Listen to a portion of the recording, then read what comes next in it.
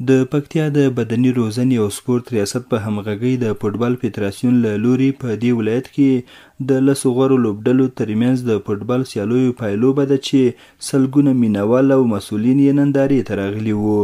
په پایلوبه کې د پکتیا اتحاد فوټبال کلب وکولی شول چې خپل سیالي اتفاق لوبډلې ته د 2 ګولونو په وهلو سره ماتې ورکړي ترڅو د زون په کچه سیالیو کې د پکتیا استازولي وکړي.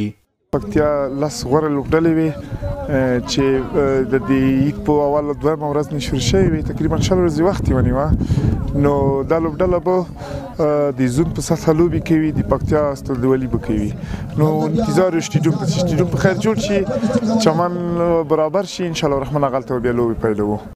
پکتیا کې فوټبال هغه لوبه ده چې د تیر په پرتله په مرکز او ولسوالیو کې ډیری ځوانان ترسره کوي او لوبغاړي او مینوال هم د زیاتېدو په حال کې دي.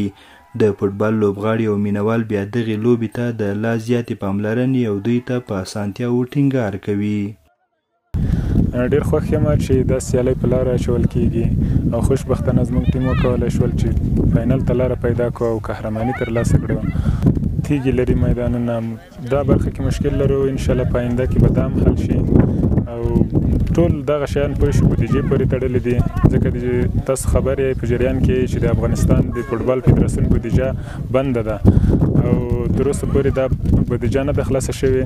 نو هیلهمند یو چې په آینده کې بودیجه خلاصه شي او زموږ سره په دې برخه کې زیات کومک وشي. دغسې سپورتي لوبې چې که فوټبال وي که کرکټ وي که نور د ورزش هره برخه وي نو ځوانانو ته اتفاق او د اتحاد سبب ګرځي. ځوانان په یو ځای پرې راټولېږي، یا معیاري 2-3 لوبغاړي ولرو نو انشاءالله موږ به ښه ځوانان هم ولایتو لپاره ورکړو، هم به د انټرنیشنل فوټبال لپاره ورکړو چې هغه د افغانستان نمایندګي وکړي او ښې لوبې وکړي. د پکتیا د بدني روزنې او سپورت ریاست د معلوماتو له مخې د نور ورزشي لوبډلو سربیره د مهال د فوټبال فدراسیون سره د مرکز ګردیز په ګډون د ډیری ولسوالیو نږدې 150 د فوټبال لوبډلې صف دي.